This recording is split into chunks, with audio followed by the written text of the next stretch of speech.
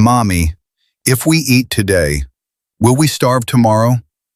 The little girl's voice was barely a whisper, but in that grocery store, it hit like a gunshot. Emma's hand froze over her decline card. Her knuckles went white. 5-year-old Sophie pressed against her leg, eyes wide, asking the one question no child should ever know how to ask. Behind them, a line of strangers stared. The cashier looked away, and Emma, she didn't cry. She straightened her spine, lifted her chin, and said, "No, baby, we're going to be fine." 12 feet away, Vincent Russo heard every word, and something in him that had been dead for 11 years moved. Before we go further, if this story moves you, subscribe to this channel, hit the notification bell, and drop a comment telling me what city you're watching from. I want to see how far this story travels. The card declined on a Tuesday. Emma Chen had known it was going to. She'd checked her balance that morning on her phone while the twins were still asleep, their small bodies curled together like quotation marks at the end of a sentence she hadn't finished writing yet. $43.18. She'd done the math 3 times, the way she always did, the way poverty teaches you to do, carefully, obsessively, with a kind of precision that has nothing to do with hope and everything to do with survival. $43. The formula alone was $22. The bread was $3.49. The mac and cheese, 2 boxes, was under $2 each. She had a coupon, a paper one she'd cut from a flyer someone had left in the lobby, that would take 50 cents off the pasta sauce. She thought she had enough. She didn't have enough. "Ma'am," the cashier's voice was flat, bored, carrying that particular exhaustion of someone who had delivered bad news so many times it had stopped feeling like news at all. "Your card's been declined." Emma blinked. "Can you try it again?" "I ran it twice." Sophie tugged at her sleeve. 5 years old, with Emma's dark eyes and Mike's stubborn chin, Sophie never asked for things out loud. She tugged. It was a habit Emma had never been able to decide whether to be proud of or heartbroken by. This child who had already learned that needing something was something you did quietly, like a small apology. "1 second, baby," Emma said. She kept her voice even. She was good at that. She'd had years of practice. "You want me to void the transaction?" the cashier asked. "No." Emma set her purse on the counter, unzipped it, and went through it with the focused calm of someone diffusing something. She found $6 in cash, 2 ones tucked behind her library card, a crumpled 5 at the bottom beneath a lip balm she'd forgotten she owned. She smoothed the 5 against the counter edge. "I want to return the formula." The cashier stared at her. "We don't do returns on formula. It's unopened. Store policy." Emma looked at the can. $22. She looked at her daughters, Sophie, who was tugging at her sleeve again, and Lily, who was standing perfectly still in the way she did when she was scared, her small hands folded in front of her, her eyes moving between her mother's face and the cashier's face as if she were watching a game she didn't know the rules of. "Please," Emma said. Just that word, just the one. The cashier looked away. "I'm sorry, ma'am, I can't override policy." And that was the moment. That was when Sophie, who had been listening the way only very small children and very old people truly listen, with their whole bodies, leaned up and whispered against Emma's ear, so softly it was almost nothing, almost breath. "Mommy, if we eat today, will we starve tomorrow?" Emma's hand, the one still holding the crumpled 5, went still. She didn't cry. She pressed her lips together, and she didn't cry. And she reached down and put her hand on the back of Sophie's head and said, "No, baby, we're going to be fine."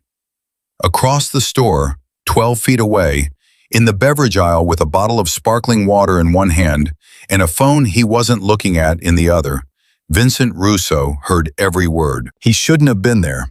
Vincent Russo did not shop at neighborhood grocery stores in Brooklyn at 4:30 in the afternoon on a Tuesday. He had people for that. He had a woman named Carla who managed his household, who maintained a running list of everything his kitchen needed, who placed orders and arranged deliveries with the quiet efficiency of someone who had been doing it for 18 years and had never once been thanked for it. He had a driver. He had a car with tinted windows and a schedule that did not include standing in the beverage aisle of a place called Sullivan's Market on Flatbush Avenue. He was there because Danny Caruso had called him that morning and told him to meet at the diner on the corner. And Vincent had arrived 15 minutes early the way he always did, and the diner was closed for a private event, and he'd needed water, and Sullivan's was the nearest thing open. That was all. That was the whole chain of it. 18 years of violence and order and careful, deliberate control, and it came down to a diner being closed and a man needing water. He stood in the aisle, and he listened to a 5-year-old girl ask if they were going to starve. And something inside him that he would not have been able to name moved. He put the water down. He walked to the register. "What's the total?" he said. The cashier looked up at him. Vincent had the kind of face that made people look up. Not handsome, exactly, but arranged in a way that suggested consequence. Dark eyes that held things in. A stillness about him, the kind that lives in people who have made very large decisions and live with them every day. "Sir, there's a line." "What is the total?" he said again. The same words, a different weight. Emma turned. She was standing at the register with one hand still on Sophie's head and the other clutching the crumpled 5. And she looked at him the way people look at someone who has suddenly appeared in a story that was already in progress. Startled, uncertain, with a flash of something that in someone less guarded might have been relief. $38.47, the cashier said. Vincent reached into the inside pocket of his jacket and produced a card. Matte black, the kind that makes no sound when it hits a counter, and he set it down. "Run it." "Sir, Run it." The cashier ran it. It did not decline. Emma said, "No." Quiet, but firm. The kind of firm that comes from somewhere deep, from the part of a person that is still intact after everything else has been chipped away. "No, I'm not. I can't accept that. I don't know you." "You don't have to know me," Vincent said. He wasn't looking at her. He was looking at the receipt the cashier was printing, watching to make sure it came through. "You just have to take your groceries." "I won't take charity from a stranger." He looked at her then. And whatever she saw in his face, whatever he let through, briefly, in that fraction of a second before he closed it off again, made her stop. "It's not charity," he said. "I saw what I saw, and I'm choosing to do something about it. That's different." Lily, who had not moved or spoken through any of this, reached up and very carefully took her mother's hand. Emma looked down at her daughter. Then she looked back at the man she did not know. And the pride in her eyes, that bruised, beautiful, non-negotiable pride, went to war with something else, something quieter, something that had been hungry a long time. She lost, or she won. It was hard to say. "Thank you," she said. The 2 words cost her something. He could hear it. "Don't worry about it," he said, and he picked up his water and he left. Outside, he stood on the sidewalk for a moment. The afternoon had turned cold, the light going gray and sharp the way it does in November in Brooklyn, when the sky can't decide what it wants to do. He could hear the muffled sounds of the store behind him. He stood there longer than he meant to. Danny was at the diner, or he would be, eventually. There were things to discuss. A shipping arrangement on the waterfront that had gone sideways, a question of who owed what to whom that needed resolving before it became something worse. Vincent's world was made up of questions like that, problems that required surgery, that required him to go in and find the rot and cut it out before it spread. He was very good at it. He had been doing it for a long time. He stood on the sidewalk and he thought about a 5-year-old girl's voice saying, "Will we starve tomorrow?" And he thought that this was a different kind of rot, this poverty, this particular helplessness, and it had found him today in the middle of a beverage aisle when he wasn't expecting it. He got in his car. He told his driver to take him to the diner. He did not tell his driver to wait. When Emma came out of Sullivan's Market 11 minutes later, carrying 2 bags and holding both girls by the hand, there was a black car parked across the street that had not been there before. The windows were tinted. She did not notice it. Vincent noticed her. He should have gone to Danny. He told himself he would, once, just once, make sure she was safe. That was all. Watch her get home. Make sure the neighborhood was what he thought it was. He knew this part of Brooklyn. He knew who moved through these streets, what the buildings held inside them, what kind of lives got lived in the spaces between the fire escapes and the corner stores and the liquor shops that were always somehow still open. He followed the car, his driver following at a distance, unhurried, unremarkable, as Emma walked 3 blocks, cut through an alley, and turned onto a side street lined with 4-story apartment buildings that had the look of things that used to be something else and had been apologizing for it ever since. She went into the second one. Vincent sat in the car. He checked his phone. He had 7 messages from Danny and 1 from a man named Sal, who handled certain financial arrangements on Vincent's behalf and who only called when something had gone wrong with those arrangements. He answered none of them. He was watching the lit window on the 3rd floor. He could see the shape of her moving behind the curtain, the broad, indefinite shape that told him nothing and everything, that said, here is a woman putting groceries away, that said, here is a person at the end of a day, that said nothing dramatic, nothing cinematic, just the ordinary outline of a life. And then a second shape appeared in the window, bigger, moving differently. Vincent went still. He heard it before he understood what he was hearing. He had the window cracked, habit, an old one, from years of needing to hear what was happening outside his car before whoever was out there knew he was listening. And through that crack came a voice, not Emma's, a man's voice, and it was the kind of voice that Vincent recognized not from this specific man, but from a type, a register of human anger that he had spent his adult life cataloging because knowing it meant surviving it.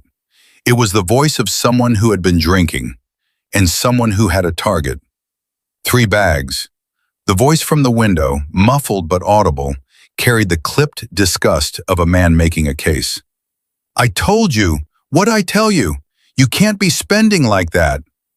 Emma's voice lower, attempting calm. I got a deal on the... Don't give me that. Where'd you get the money? You said you were broke. Mike, where'd you get it? And then Sophie's voice, small, immediate, terrified. Daddy, we were hungry. The sound of something hitting a wall, not a body, not yet. Something thrown. But the intention in it was unmistakable, and Vincent had been in enough rooms where that sound was the comma before the sentence to know exactly what kind of sentence was coming. He had his door open before he made the decision to open it. His driver, a man named Aaron who had been with Vincent for 9 years and who had seen things that would have broken most people, said from the front seat, very carefully, "Boss." Just that. Just the one word. Vincent paused, his hand on the door, 1 foot already on the pavement. I know, he said. You want me to? No, Vincent said. Stay here. He closed the door. He stood on the sidewalk and he breathed and he understood the situation. He understood it the way he understood all situations. Mechanically, completely, without the interference of sentiment, even when sentiment was what had put him here. Going up there was wrong. Going up there was exposure. Going up there was introducing himself into something that had no clean edges, no clear exit, no arrangement he could control. He stood on the sidewalk and he heard Lily's voice, the quiet one, the one who stood still when she was scared, say through the 3rd floor window, in a voice so small it barely existed, Mommy. He went inside. The stairwell smelled like mildew and old cooking and the particular mustiness of buildings that have held too many lives for too long. He took the stairs 2 at a time, not running, not slow, the precise speed of someone who knows where they're going and intends to get there. 3rd floor. The door at the end of the hall had light under it and sound coming through it. The particular compressed chaos of an argument that had been going on a long time and had not yet found its shape. Vincent knocked. The sound from inside stopped. He knocked again. The door opened and a man stood in it, mid-30s, heavy through the shoulders, wearing a sweatshirt that had a stain on the front and the look of someone who had been told he was important so many times by himself that he'd started to believe it.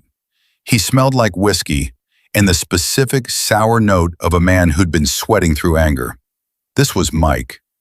Vincent knew his type the way you know a word the moment you hear it, even if you've never been formally introduced to it. Mike looked at Vincent.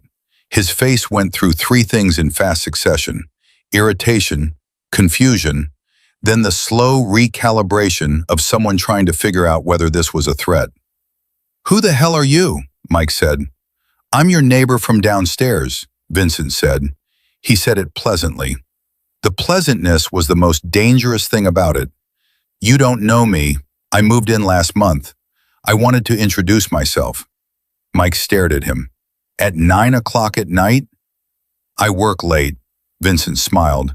It did not reach his eyes. Nothing had reached his eyes in a long time.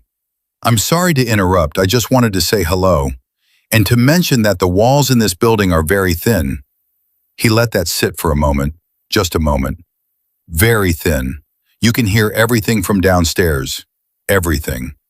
The color that moved through Mike's face was interesting. It went pale, then flushed, then settled into something uncertain and defensive and, there, afraid. Just a flicker of it, but it was there. "Yeah," Mike said. His voice had changed. Still hostile, but smaller now, recalibrated. "Yeah, okay." "Okay," Vincent said. "Good to meet you." He looked past Mike's shoulder, just for a second, just enough, and saw Emma standing in the middle of the room with her daughters pressed against her, one on each side, and she was looking at him with an expression he could not entirely name. Something between horror and something else. Something that looked like the first breath after a long time underwater. He looked back at Mike. "Have a good night," Vincent said. He walked back down the hall. He walked back down the stairs. He walked out the front door and across the sidewalk and got into the car and said, "Take me to Danny." Aaron pulled into traffic. Neither of them spoke for 2 blocks. Then Aaron said quietly, "The guy." "Yeah," Vincent said. "You want me to?" "Not yet," Vincent said. He was looking out the window at the Brooklyn night, at the sodium orange light over the wet streets, at the ordinary ongoing life of a city that did not know or care about a woman on the 3rd floor of a building on a side street who had stood at a grocery register today and not cried. "Not yet, but I want to know everything about him by tomorrow morning."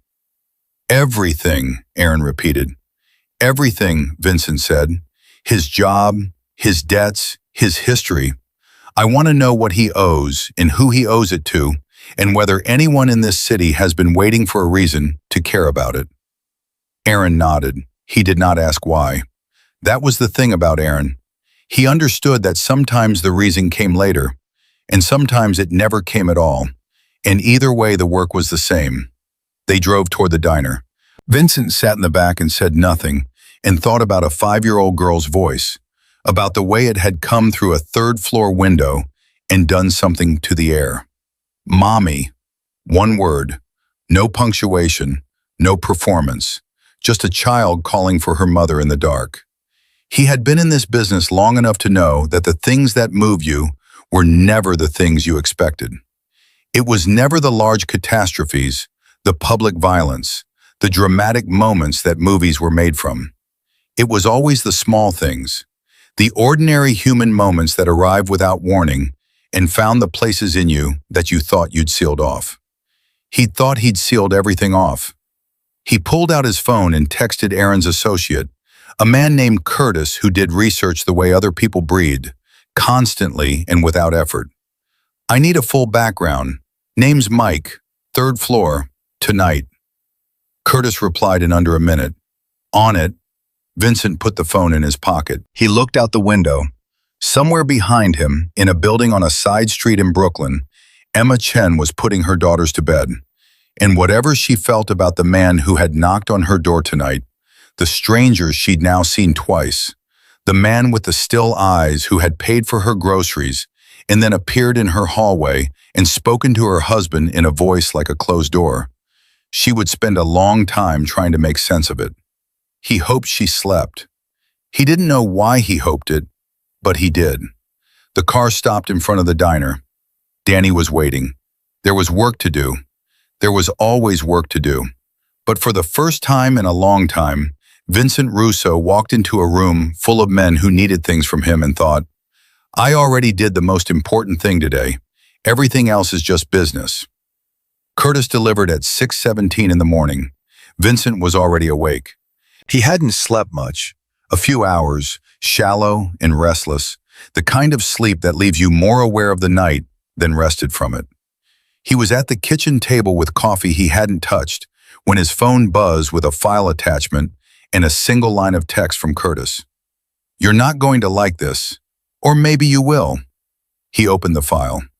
Michael David Kowalski, 37 years old, born in Bensonhurst, raised in 3 different foster placements, a record that started at 19 with a petty theft charge and graduated, slowly the way these things always do, incrementally enough that nobody sounds the alarm until it's too late, into something uglier. 2 assault charges, 1 dismissed, 1 pled down. A restraining order filed by a woman named Rachel Oates in 2019, which had expired without renewal because Rachel had moved to another state and stopped talking to lawyers. A job at a logistics company in Red Hook, mid-level accounts management, where he'd been for 4 years. And then the financial layer, which Curtis had gone deeper on than Vincent had expected. Credit card debt across 6 accounts totaling just under $40,000. Most of it cash advances. Most of those cash advances made at a casino in Atlantic City on weekends when his wife thought he was working overtime. And the line that made Vincent set his coffee down, a series of expense reports filed with the logistics company over the past 18 months, totaling just over $22,000 in reimbursements for business travel that, cross-referenced against the company's own shipping manifests, appeared to have never happened. Mike Kowalski had been stealing from his employer for a year and a half. He'd been stealing from his employer, gambling it away in Atlantic City, and coming home to a wife with $43 in her bank account and twin daughters who asked if they were going to starve. Vincent looked at the file for a long time. He looked at it the way he looked at everything, without rushing, without letting the anger do the thinking, letting the information arrange itself into shape the way pieces settle in water, each one finding its place. Then he picked up his phone and called Curtis back. The logistics company, he said. Who owns it? Holding company out of Delaware, Curtis said. But the operating partner is a guy named Frank Delgado. You know him? Vincent knew Frank Delgado. Not well. Enough. Frank ran a clean operation, mostly, and he had a particular hatred for people who stole from him. Not a moral hatred, just the practical, offended hatred of a man who kept careful books and didn't like the numbers to lie. Vincent had done Frank a favor 3 years ago, involving a shipping container and a customs inspector. And Frank had said, in the way men say things when they intend to mean them, anything you need, Vincent, anything. I'll handle it, Vincent said. Should I keep the file open? Yes, but quietly. He hung up and sat with his coffee, which was cold now, and thought about Emma. He thought about the way she'd looked at him across her husband's shoulder the night before. That brief, unguarded second where something in her face had opened like a window before she'd pulled it shut again. He thought about her hands, which had been steady. He'd noticed that.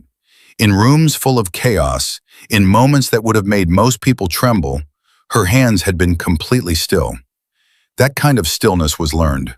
It was the stillness of someone who had spent years deciding that falling apart was a luxury she couldn't afford. He thought about Sophie's question, and he thought about Lily's voice calling for her mother, and he thought, this is not a situation.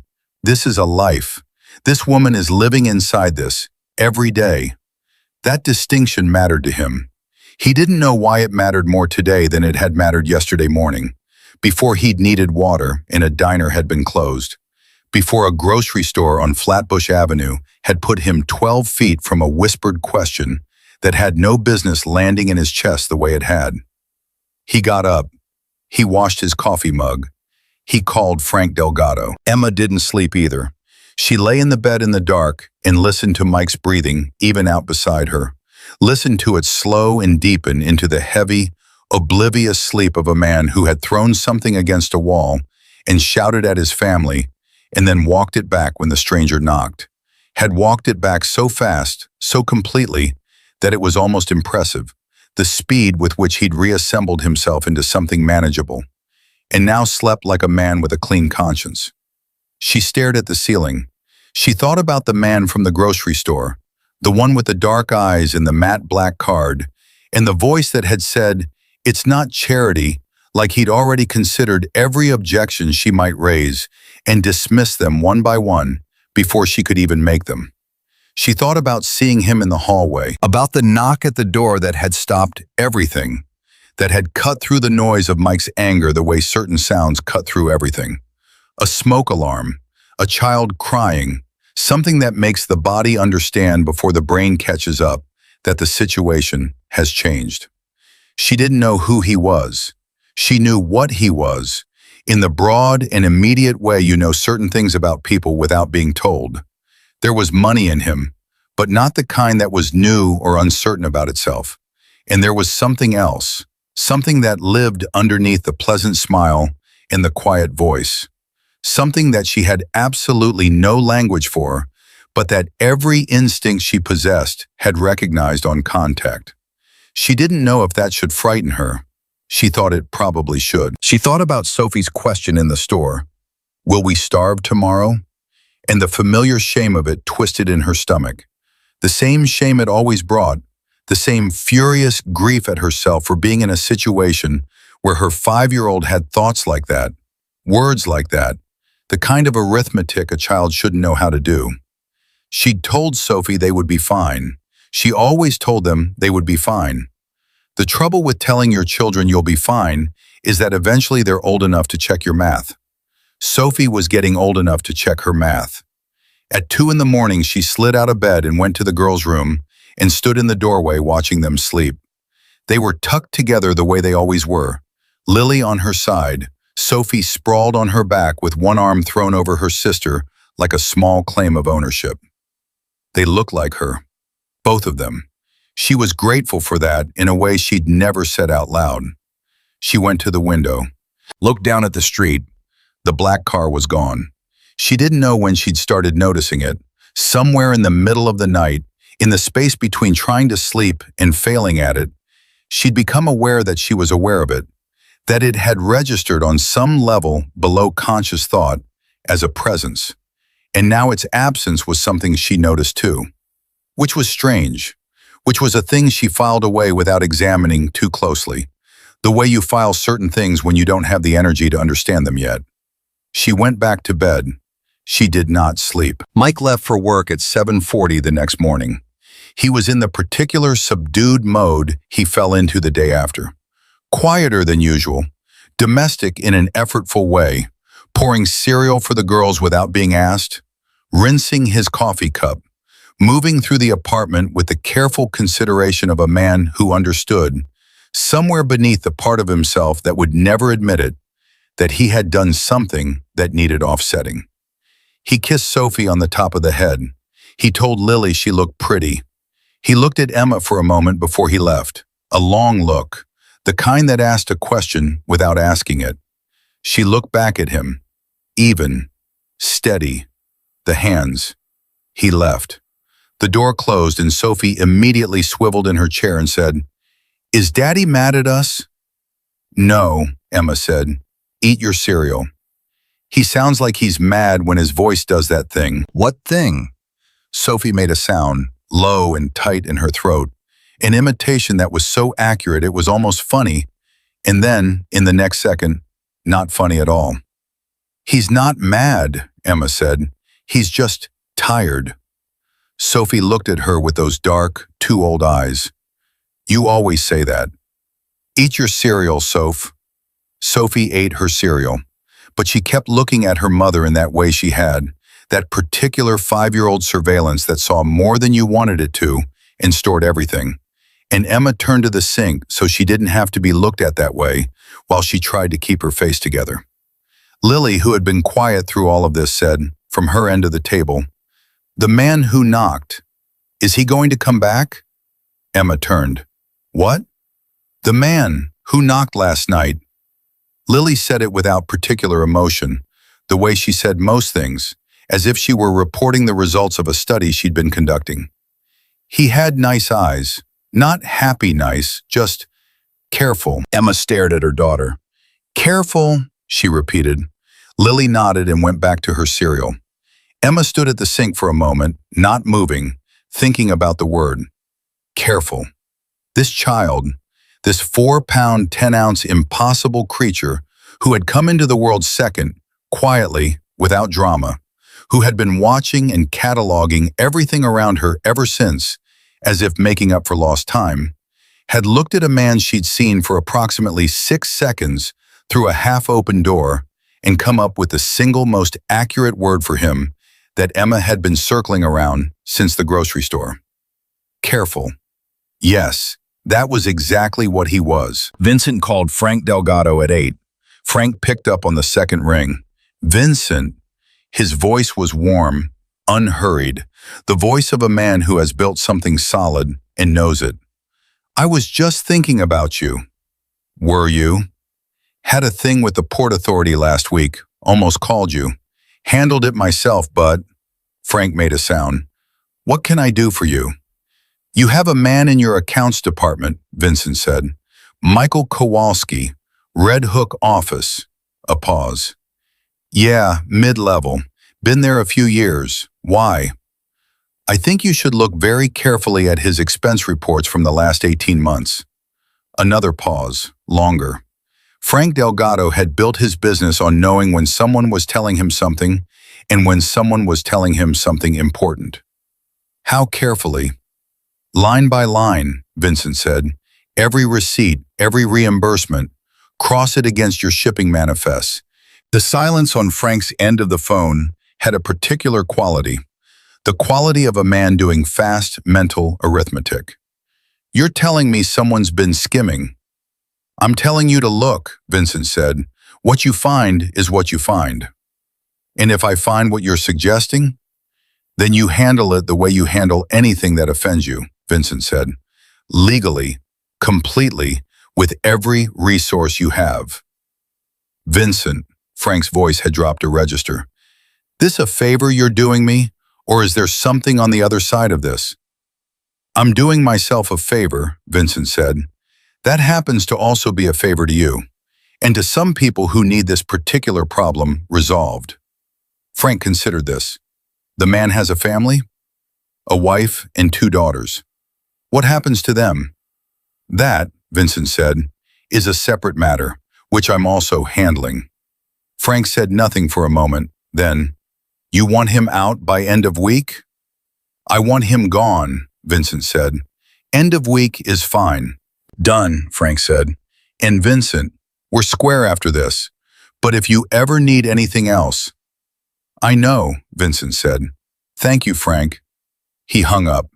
He sat with the phone in his hand and thought about Emma, who did not know any of this was happening, who was probably in her kitchen right now, probably steadying herself through the morning in that particular way she had, with her still hands and her careful voice, and the enormous, silent effort of a woman holding a life together at the seams.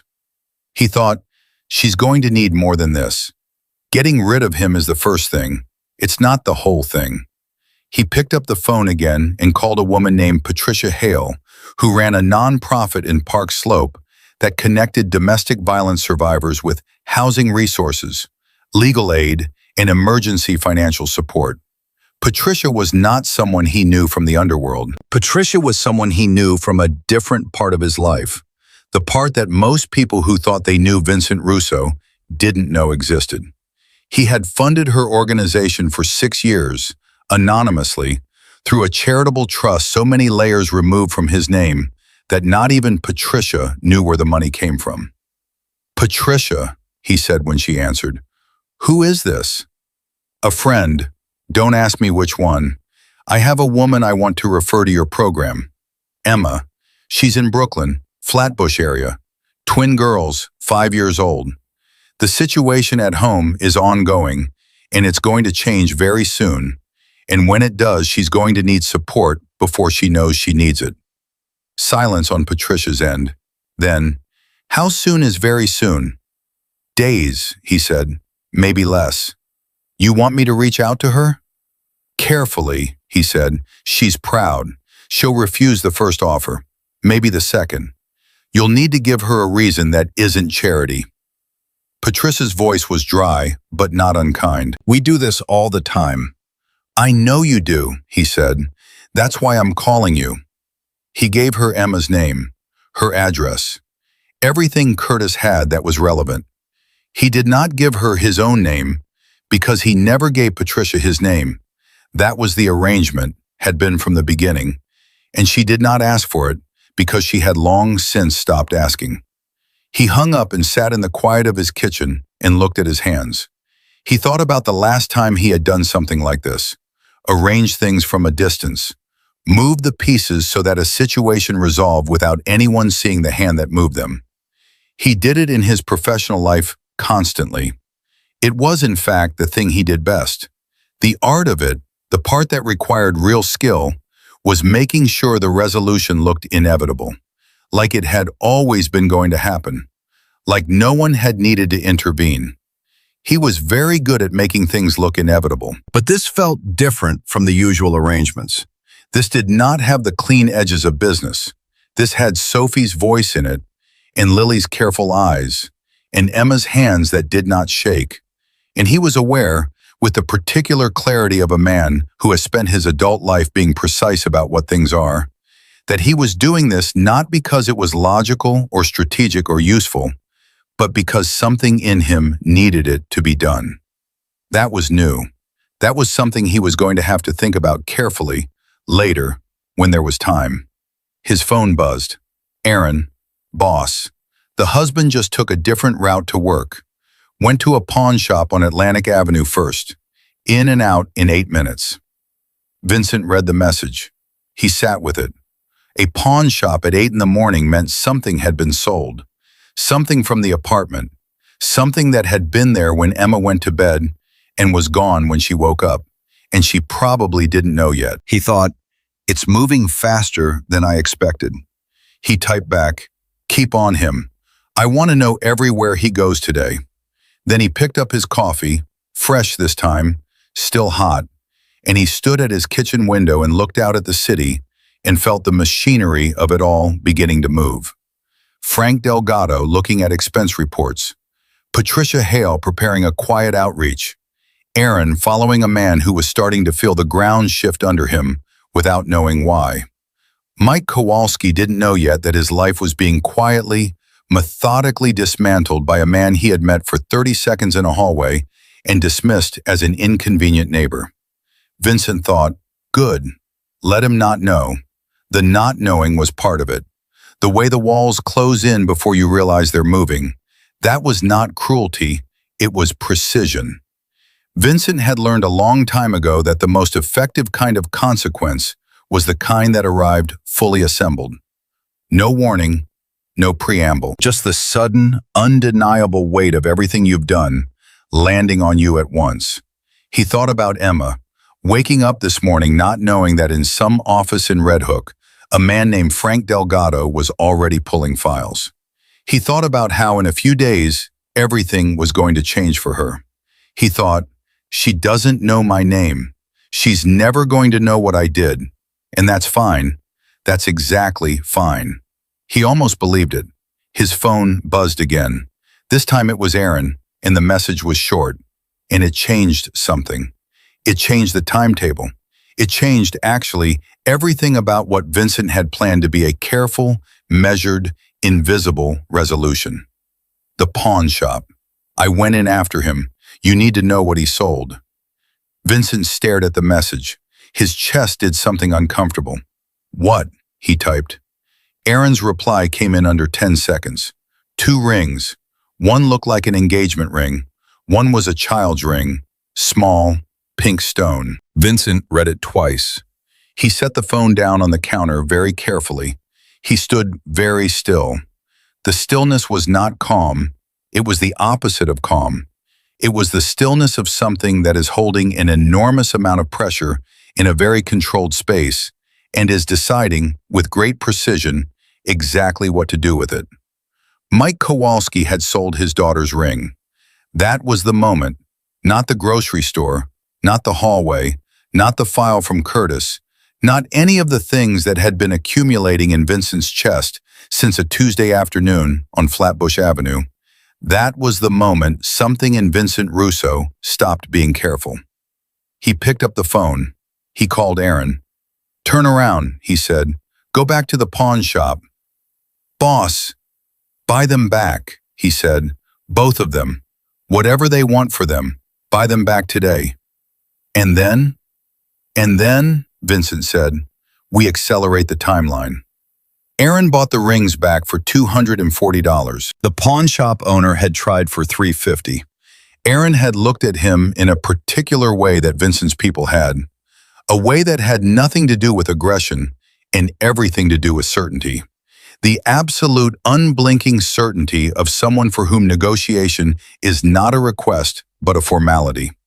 And the man had come down to $240 without further discussion. Aaron put them in a small paper bag and drove back across Brooklyn and called Vincent from the car. "I have them," he said. "Good," Vincent paused. "What do they look like?" Aaron opened the bag with one hand, driving with the other. Engagement ring is white gold, simple band, small diamond, nothing flashy. The kid's ring is rose gold, pink stone, looks like rose quartz. There's an engraving inside. "What does it say?" Aaron held it up to the light. "Sophie," with a heart. Vincent said nothing for a moment.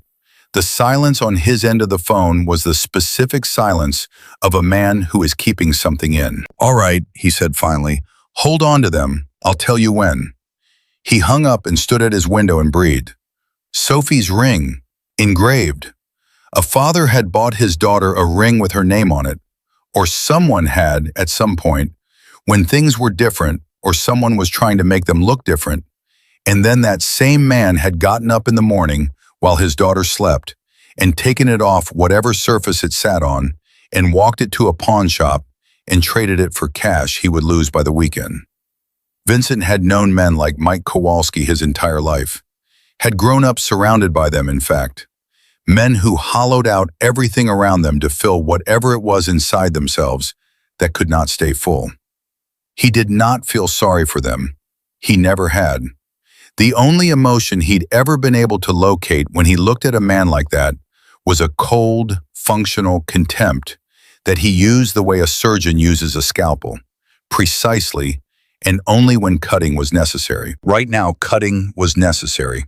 He called Curtis. "The gambling debts," he said. "The Atlantic City losses. Who's he into?"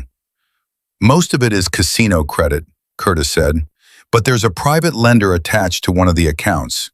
Guy named Petrov. Operates out of Sheepshead Bay." Vincent knew the name. Not personally. Petrov ran in circles adjacent to his, but not intersecting.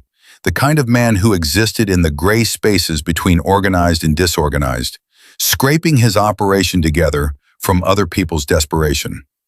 How much does Kowalski owe him? $11,000. Payments are 3 months behind. Is Petrov the type to escalate? Already has, Curtis said. 2 calls to the Red Hook office this week. He's getting impatient. Vincent absorbed this. The timeline was compressing on its own. He hadn't needed to accelerate it, not really. Mike Kowalski was a man who had been digging his own hole for years, and now the sides were starting to cave in from every direction at once. Frank Delgado's auditors were already pulling files. Petrov was already making calls. And now there was the matter of the expense reports, the gambling, the ring, all of it converging. The only question was whether it resolved around Emma and her daughters, or on top of them. "I need Petrov to call the office again," Vincent said. "Today, and I need Frank Delgado to be in the building when he does." Curtis was quiet for a second. "You want me to make that happen?" "I want you to make sure it doesn't not happen," Vincent said. "There's a difference." Another brief silence, then, "Got it. And Curtis, the wife doesn't get touched by any of this. Nothing comes to that apartment. Nothing lands on her." "Understood." He hung up and felt the machinery moving. All the pieces he'd set in motion now pulling toward each other with the slow, inevitable force of things that have been correctly arranged. He had spent 20 years learning how to arrange things correctly. He had never arranged them for a reason quite like this. Emma found out about the rings at 11:15 in the morning. She was cleaning, the specific, focused cleaning she did when she needed to keep her hands busy so her brain didn't get too loud. And she went to the shelf in the bedroom where she kept the small jewelry box her mother had given her, the wooden one with the broken clasp she'd never gotten around to fixing, the one that held her engagement ring on the days she didn't wear it, and Sophie's rose quartz ring that she'd been meaning to get resized for weeks, and Lily's small silver bracelet with the tiny star charm. She opened it. She stood looking into it for a full 10 seconds before her brain caught up with what her eyes were telling her. The engagement ring was gone. Sophie's ring was gone. Lily's bracelet was still there because it was silver and inexpensive, and Mike had clearly done the math. Emma sat down on the edge of the bed. She sat very still. She looked at the bracelet. She looked at the empty spaces where the other two had been. She thought about Mike this morning, pouring cereal, kissing Sophie on the head, looking at her with that long, questioning look before he left. She thought about the careful domesticity of it, the performance of normalcy, and she understood now what it was concealing. She picked up the bracelet, held it in her palm, closed her fingers around it. She did not cry. But it was a different not crying than the grocery store. That had been controlled, deliberate, chosen. This was something else. This was the stillness on the other side of a threshold. The moment after a number has been crossed, when the body hasn't yet decided what comes next. Sophie appeared in the doorway. "Mommy, Lily took the remote." "Okay, baby." Emma's voice was exactly even. She was always going to be amazed by that, by the automatic pilot that engaged when her children needed something. The part of her that simply continued functioning no matter what was happening underneath. "Tell her to share." "I did. She won't." "I'll come in a minute." Sophie studied her for a moment with those dark surveillance eyes. "Why are you sitting on the floor?" Emma looked down. She had at some point slid off the edge of the bed and was sitting on the floor with her back against the mattress and her knees up and Lily's bracelet in her closed fist. She hadn't noticed the transition. "I'm resting," she said. Sophie walked across the room and sat down next to her. Just like that, without being asked, without preamble, sat down and pressed herself against Emma's side with the absolute, uncomplicated certainty of a child who has decided her presence is required. "You're not resting," Sophie said.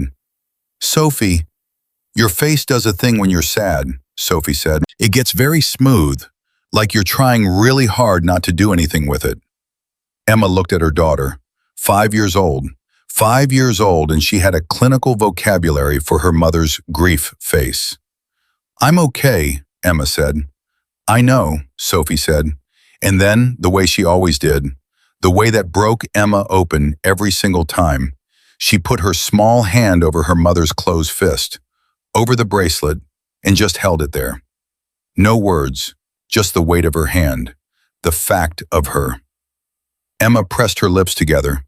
"Come on," she said after a moment.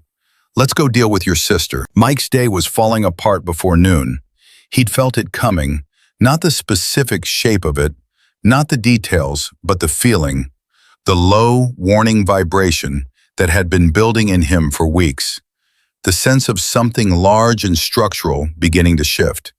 He'd told himself it was nerves, told himself it was the Atlantic City thing which was manageable, which he'd handled before, which he could handle again if Petrov would just give him another few weeks.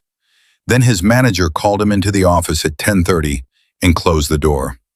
Linda Marsh was 52 years old, 12 years with the company, and she had a face that gave nothing away when she needed it to give nothing away.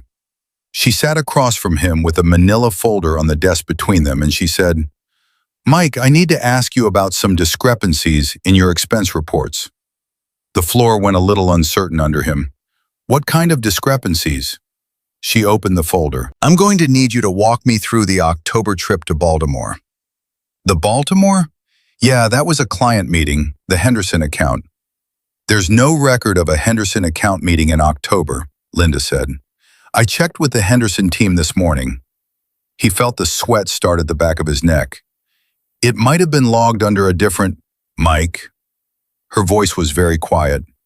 That was the worst part, that she wasn't raising it. "There are 14 trips in here over the past 18 months that we can't verify. I need you to understand how serious that is." He leaned forward. His voice found its usual register, confident, slightly aggrieved, the voice of a man who had talked his way through things before. "Linda, I think there's been some kind of clerical. The owner is coming in this afternoon," she said. "Frank Delgado himself. He wants to go through the accounts personally." She closed the folder. "I'm going to need you to stay available." The sweat at the back of his neck went cold. Frank Delgado did not come into the Red Hook office personally. Frank Delgado had not set foot in this building in 8 months.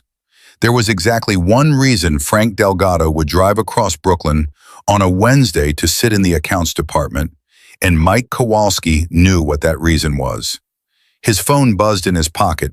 He ignored it. Linda was still talking, something about HR protocol, but the words had gone slippery, and he was only catching every third one because the rest of his attention was being swallowed by a single urgent calculation. How bad is this exactly? And how much time do I have? His phone buzzed again. He excused himself, went to the bathroom, locked the door, and looked at his phone. "Petrov, 3 texts in 4 minutes. We need to talk. Today. Mike, don't ignore this. You have until 5. After that, I'm not responsible." He stared at the screen. The bathroom was very small and very quiet, and the fluorescent light above the mirror had a slight flicker that he'd never noticed before and now could not stop seeing. He thought, "This is bad." He thought, "This is very bad." He thought, and this was the thought that arrived last and landed heaviest, Emma is going to find out. Vincent was having lunch at a quiet Italian place in Carroll Gardens when Aaron texted, "Delgado is in the building. HR is involved. They're going through everything." He read the message, set his phone down, ate 3 bites of his pasta and thought about Emma. He thought about the specific problem of what she didn't know and when she was going to find out, and what state she would be in when it arrived. This was the part he couldn't control. Not the timing of it, not the form it took, not the way it would land.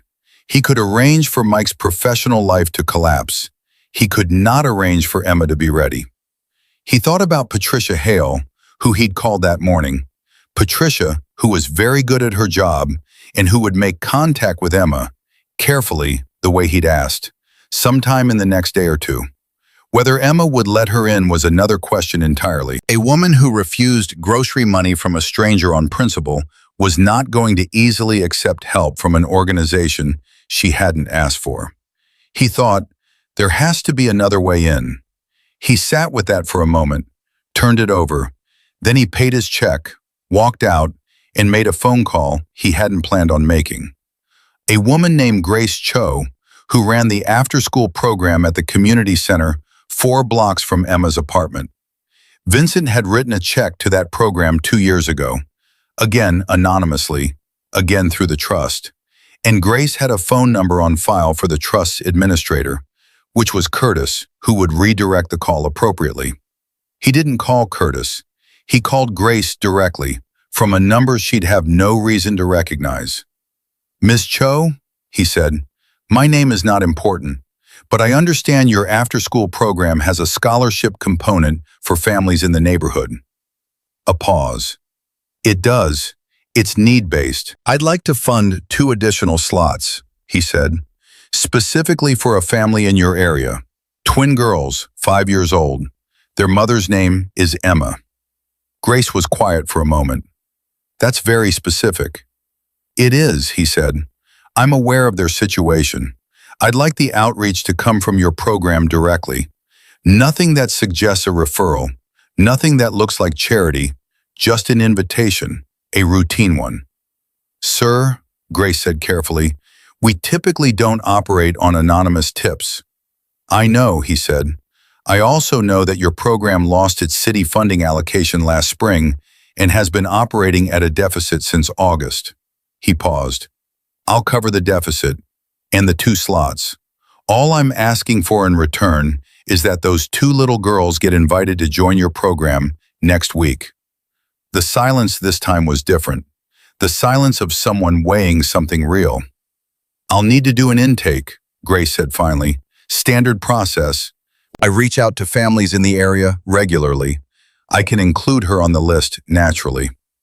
That's all I'm asking, he said. This is unusual, she said.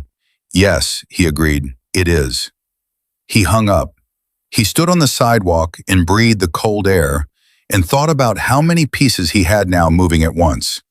Frank Delgado in Red Hook, pulling receipts.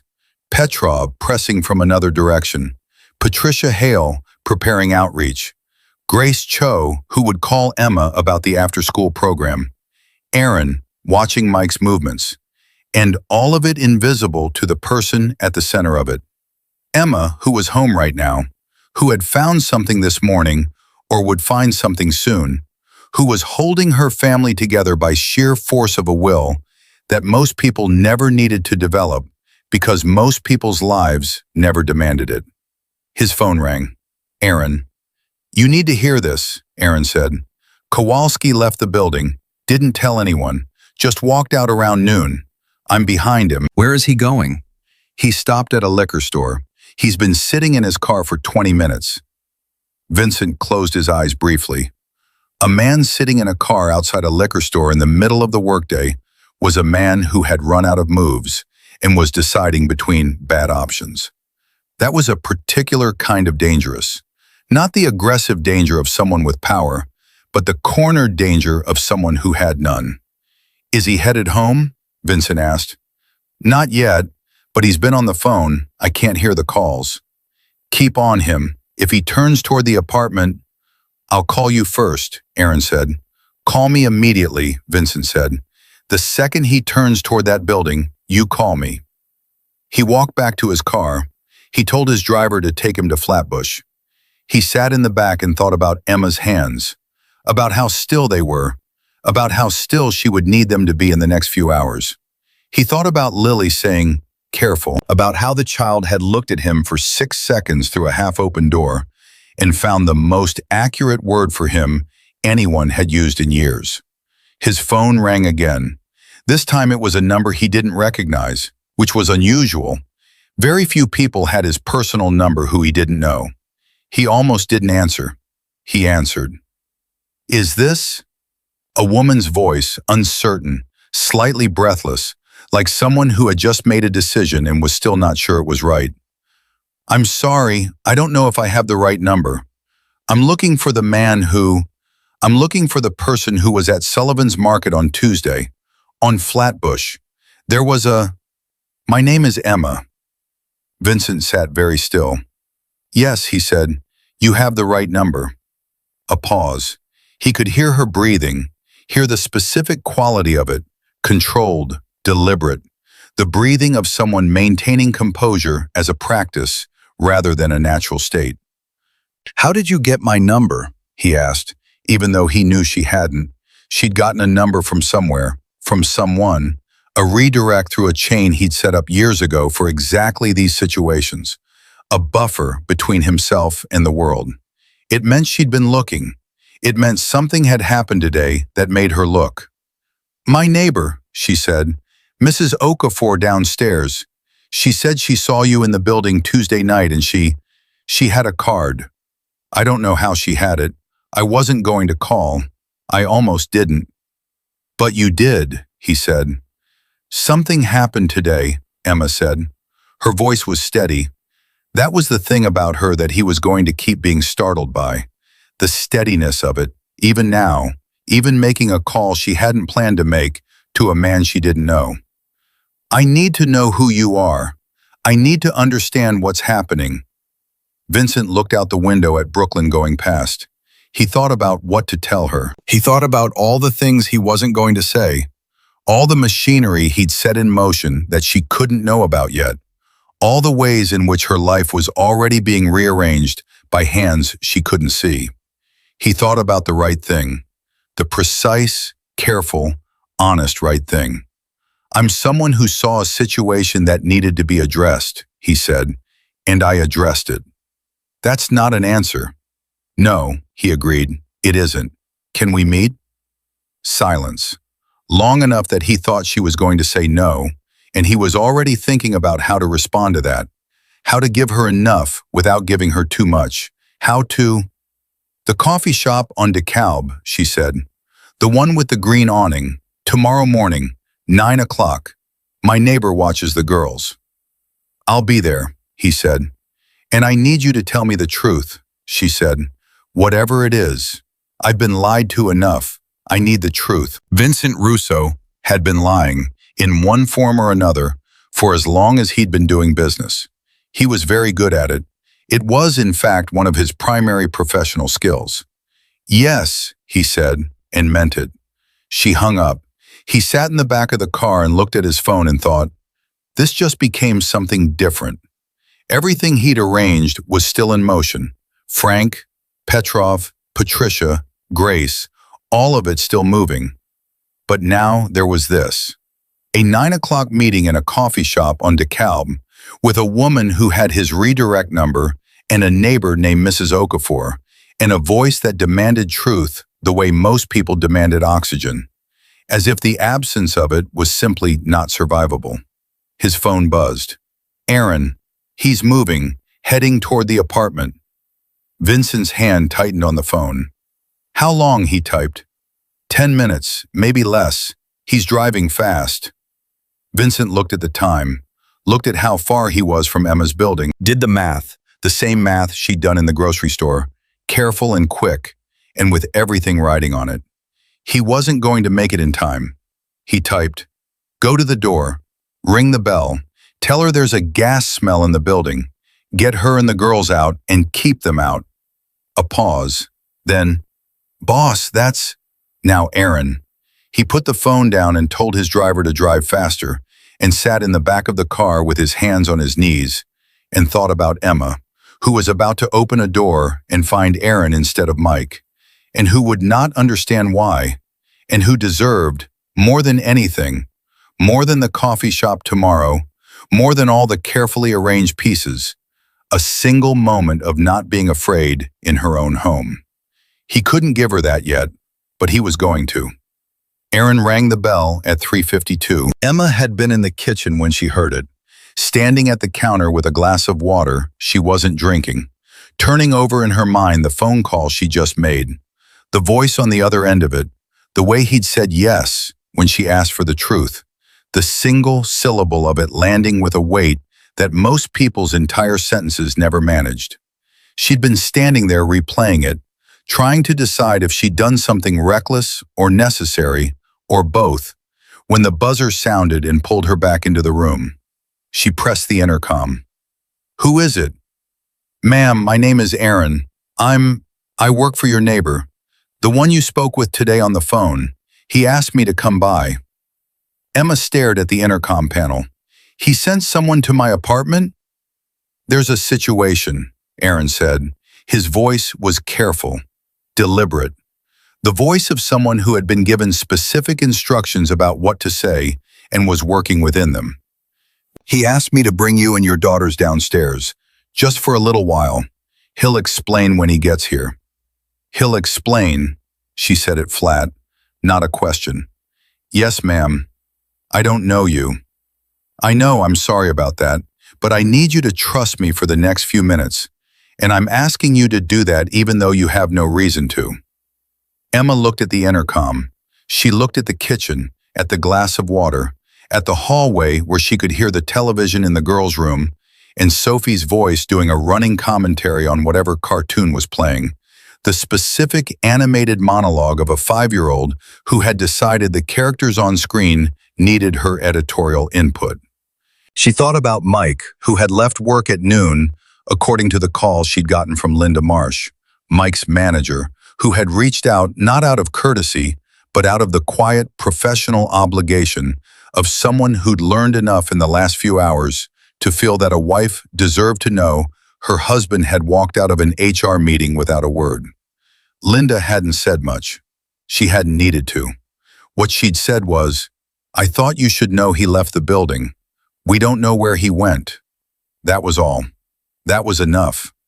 Emma had known, with the particular knowing of someone who has been reading a man's behavior for years, the way a meteorologist reads a sky, not with certainty, but with pattern recognition, with the understanding that certain combinations of signals only produce one kind of weather, that Mike was coming home, and that he was going to be in a specific kind of state when he got there.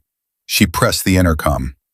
"Give me 2 minutes." She got the girls into their coats with the practiced efficiency of a mother who had learned to move fast when fast was required. Lily asked no questions. Sophie asked 4 in rapid succession. "Where are we going? Why do we need coats? Is it cold? Who's downstairs?" And Emma answered the last one because it was the only one she could answer honestly.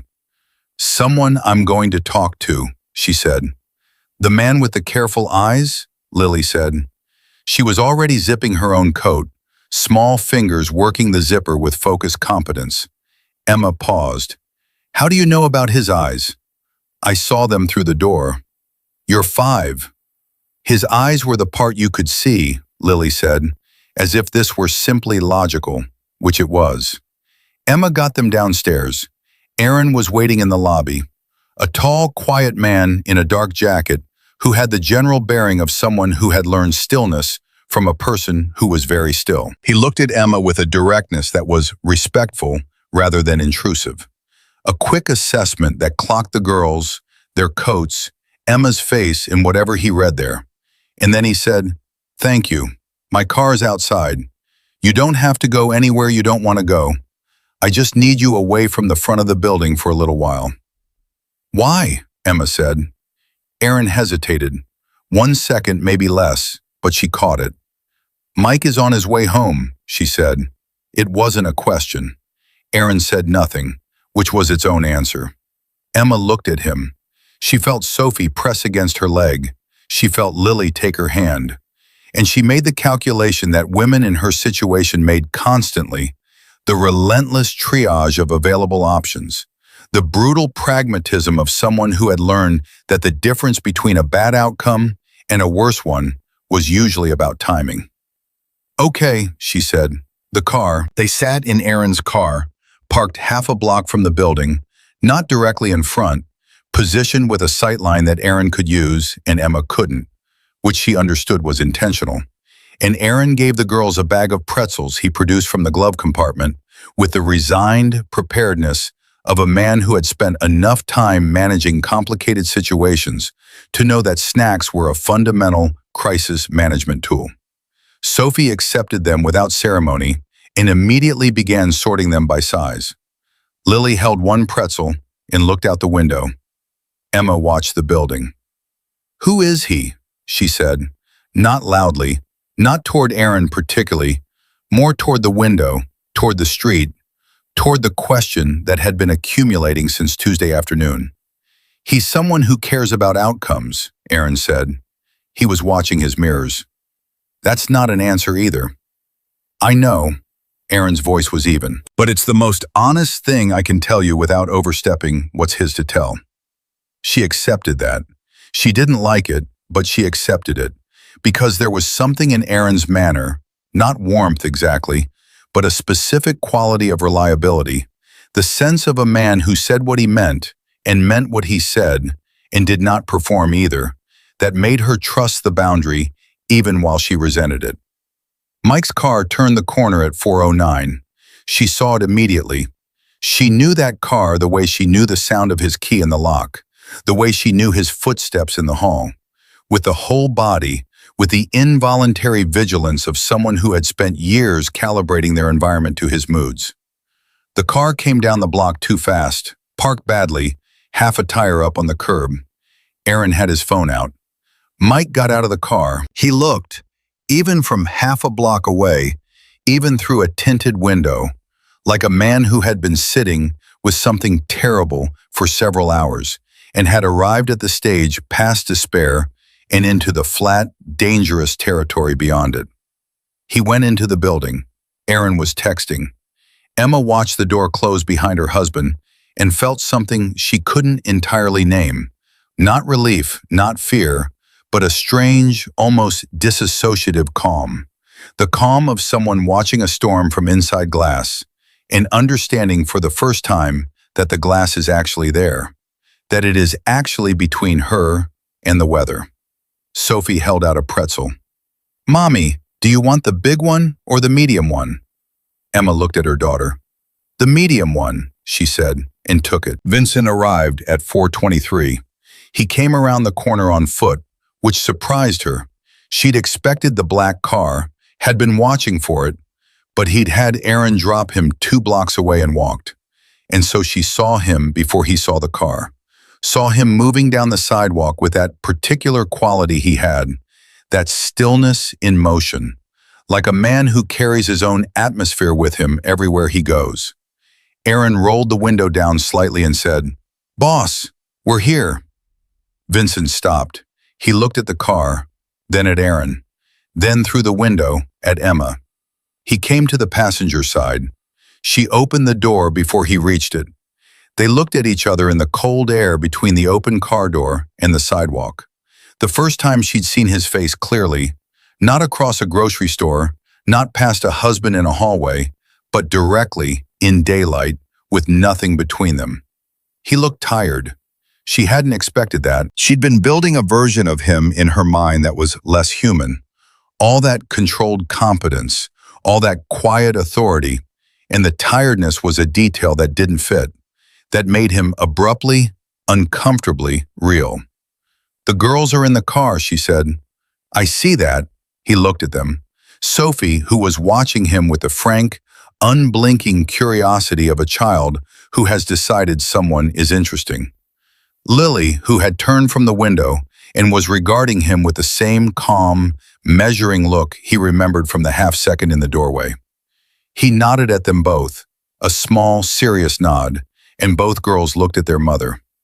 "Walk with me," Emma said. They walked half a block, leaving Aaron with the girls, and stood near the corner where the traffic noise gave them enough cover. "Mike was called into HR this morning," Emma said, "about his expense reports. His manager called me, and then he walked out of the building and didn't come back." She paused. "Was that you?" Vincent looked at her. He had told her he would tell her the truth, and he was going to, and he was aware that the truth was going to change something between them, one way or another, and he was aware that he cared about which way it changed, and that caring about it was itself something new. "Yes," he said. Emma's jaw tightened slightly. Not surprise. She'd known, had known from the moment Linda Marsh called, had been assembling this understanding all afternoon. But knowing and hearing it confirmed were two different things. And the confirmation moved through her face in a brief, visible wave before she controlled it. "How?" she said. "I know people," he said. "I made a call." "What kind of people?" He looked at her steadily. "The kind who have resources and are willing to use them when a situation needs to be resolved." "That's very careful language." "I'm a careful person." "You're a dangerous person," she said, not accusing, stating, as if she were naming a weather system, labeling it accurately so she could plan accordingly. He didn't deny it. "Yes." She absorbed this. She was quiet for a moment, and he let her be quiet, which she noticed. The absence of pressure, of the need to fill the silence, the willingness to simply wait while she did what she needed to do. You paid for my groceries, she said finally. You came to my door. You told my husband the walls were thin, and then you went through his employer. She paused. Why? There it was, the only question that mattered. He'd been preparing for it since she called, had been turning it over in the car, trying to find the version of the answer that was true and speakable simultaneously, that didn't require him to explain things about himself that he barely had language for. Because your daughter asked if she was going to starve, he said, and you didn't cry, and I couldn't stop thinking about either of those things.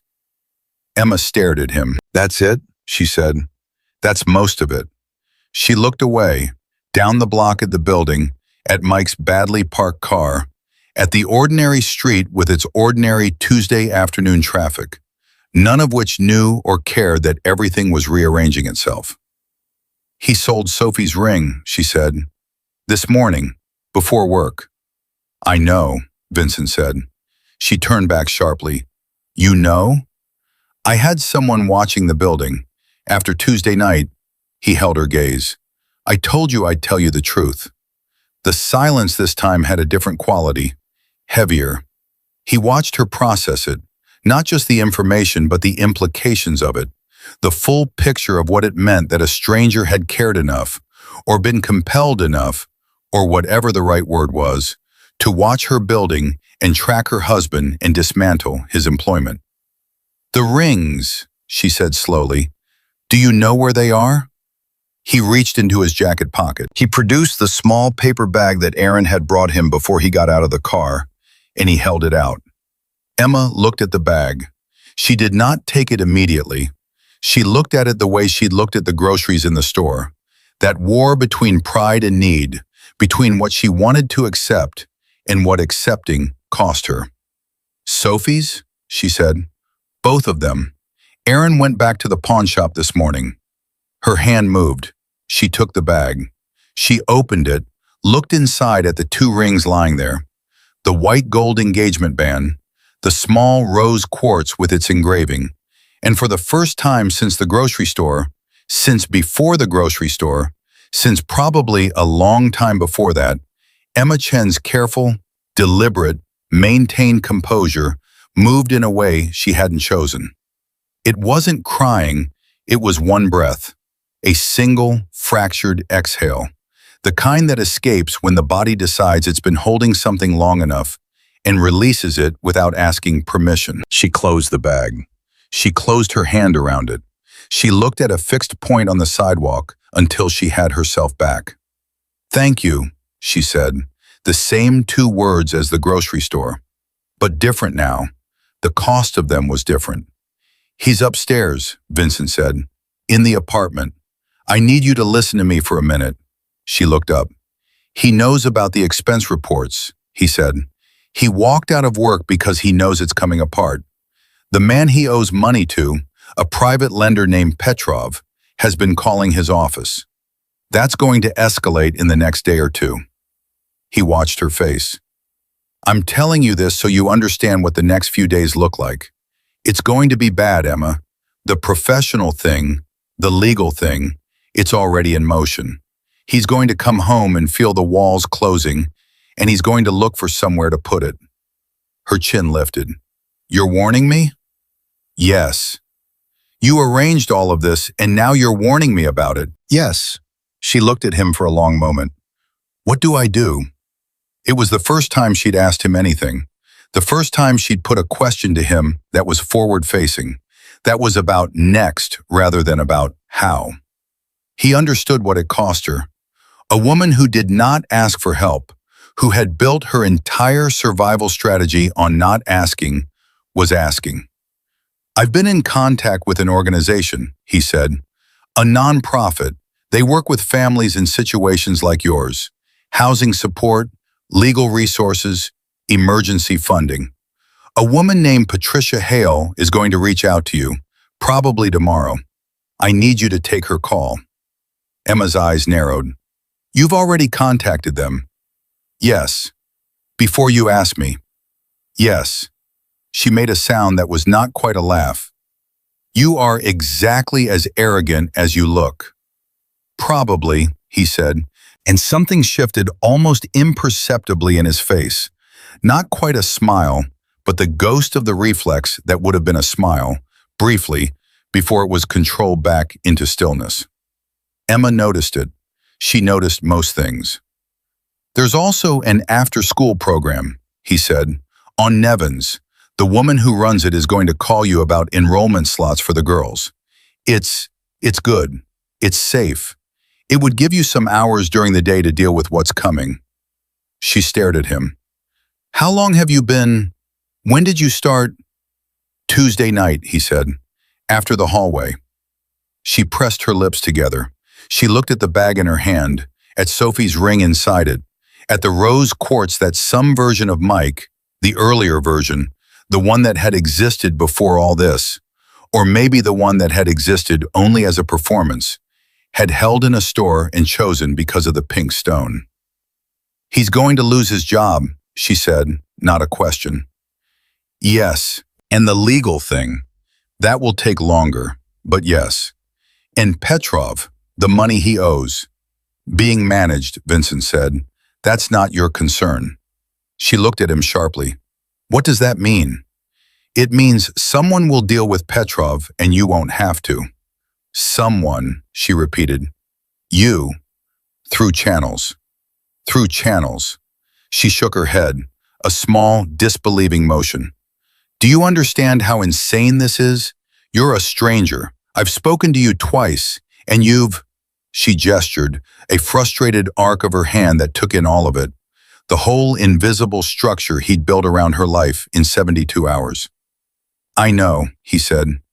Why? She said again, and this time it was different from before. Not accusatory, not trying to catch him in something, but genuinely searching, trying to locate the real reason beneath the careful language. People don't do this. Nobody does this.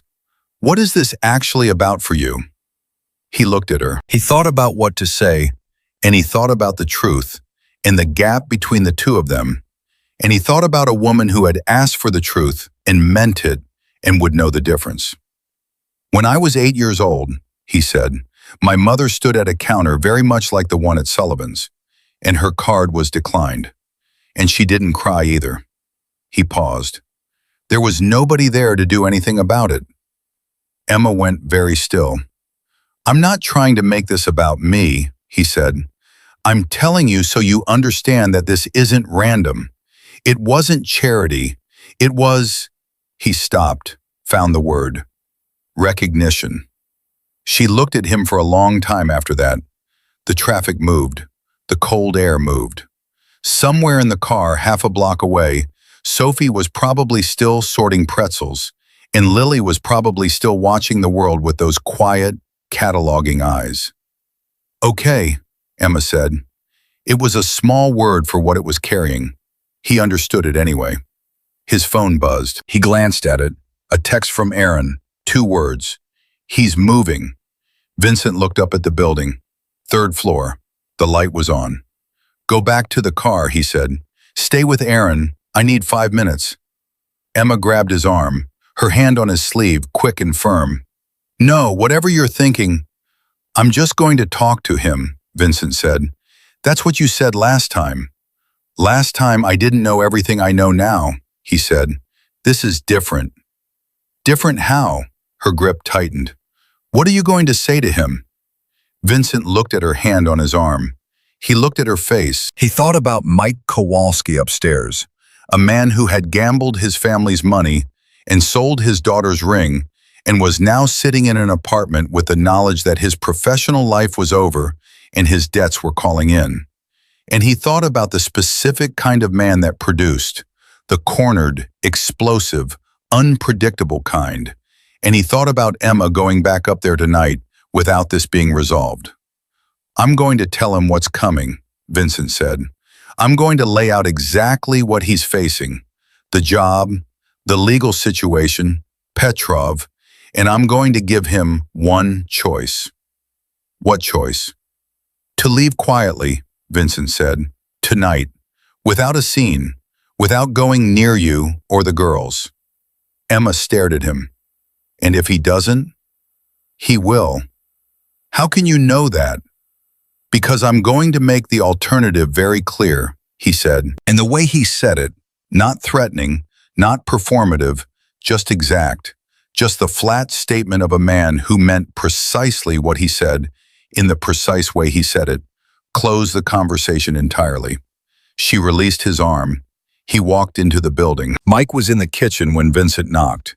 He heard him go still on the other side of the door.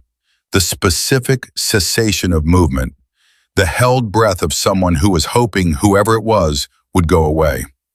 When the knocking came again, steady and unhurried, he opened the door. The recognition took a second. Then Mike's face did something complicated. Went through alarm, then the bluster of a man reaching for his usual register of hostility, and found that the hostility didn't quite arrive this time. Something about the man in the doorway made the usual script unavailable. "You again," Mike said. "Me again," Vincent said. "Can I come in?" "No." "That's fine." Vincent stayed in the doorway. He lowered his voice. Not threatening, calm. The way you speak to someone when you want them to understand that this conversation is serious and private and deserves their full attention. "I know about the expense reports, Mike. I know about the 18 months of false reimbursements. I know about Atlantic City and the 40,000 in credit card debt and the 11,000 you owe Petrov, who is currently deciding how he wants to handle 3 missed payments." Mike's face had gone the color of something that had been left out too long.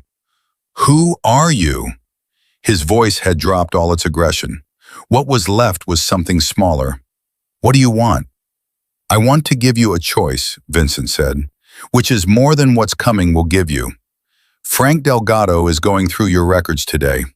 By tomorrow morning, there's a number on those false reimbursements that's going to warrant a call to someone with a badge.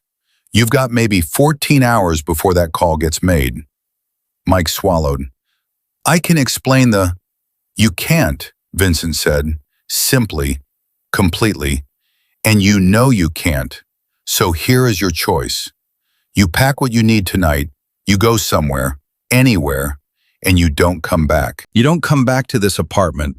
You don't call your wife. You don't—" "She's my wife," Mike said, and there was a sudden, ugly heat in it.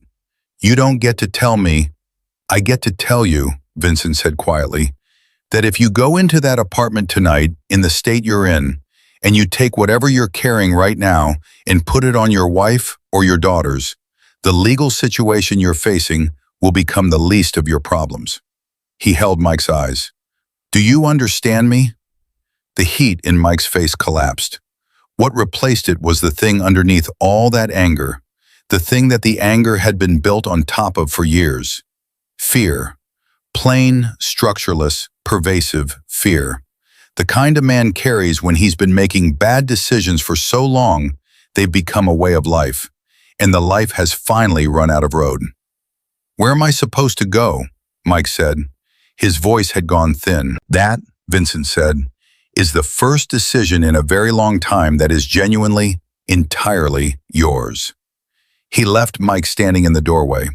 He walked back down the stairs, back out to the street, back to the car where Emma sat with her daughters, where Sophie held a half-sorted pile of pretzels, and Lily had fallen asleep against the window with the quiet efficiency of a child who had decided the adult world would still be there when she woke up. Emma saw his face when he reached the car. She read it the way she read everything, quickly, completely. "He'll go," Vincent said. She looked at the building, at the lit window on the 3rd floor, which was moving now, the shape behind it shifting with the particular movement of someone gathering things. She watched it for a moment without speaking. Then she said, "Sophie's ring, there's an engraving." "I know," he said. "I had Aaron check." She looked at him. "Sophie, with a heart." "Yes." She pressed her lips together, nodded once. "Thank you," she said, and this time the 2 words cost her nothing, because she had moved, in the last 20 minutes, past the place where accepting something from him required her to lose something of herself.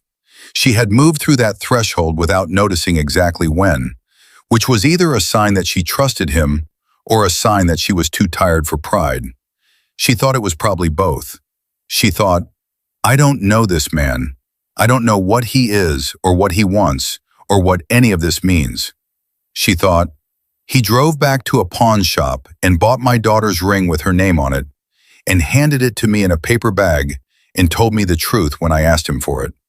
She thought, that's more than most people. Sophie stirred beside her. Mommy, can we go home now? Emma looked at the building, at the third floor where the light had just gone off. She looked at Vincent. Give him 10 minutes, he said. She nodded. 10 minutes, she said, and they sat in the car in the cold November dark, a man she didn't know, and a woman who was beginning to understand that not knowing someone and trusting them were not, in every circumstance, mutually exclusive. And between them, in the back seat, two small girls who didn't know that their lives were changing, that the shape of tomorrow was already different from the shape of yesterday, that somewhere in the previous 72 hours, a stranger had decided they mattered enough to act. Lily woke up, looked out the window, looked at Vincent. You came back, she said, the same flat, observational tone, reporting findings. I did, he said. She considered him for a moment with those quiet, impossible eyes. Then she held out a pretzel, a simple offering, uncomplicated by anything the adults around her were carrying. Vincent took it. Sophie looked up from her pile. He gets the medium one, she said with great authority. Those are for people we like. Emma made a sound, a small, fractured, involuntary sound that was not quite a laugh, but was the closest thing to one she'd produced in a very long time.